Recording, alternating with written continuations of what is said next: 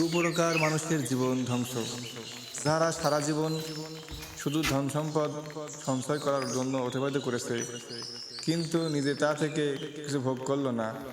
2 নম্বরে ওই আলেম যে অনেক কষ্টের বিনিময়ে কোরআন ও হাদিসের জ্ঞান শিক্ষা করেছে, কিন্তু তা অনুযায়ী আমল করেনি।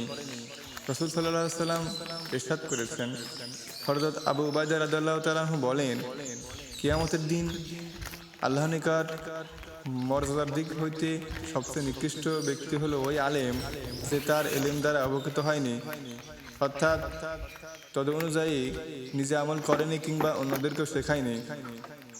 সুতরাং আমলহীন আলেম বোঝা বহনকারী পশু সমতুল্য। এর দ্বারা অন্য লোক উপকার হয় কিন্তু নিজে বঞ্চিত থাকে। অতএব আমলের মধ্যে আল্লাহ তাআলা সন্তুষ্টি ও পথভ্রষ্ট মানুষের সঠিক পথের দিশা উদ্দেশ্য।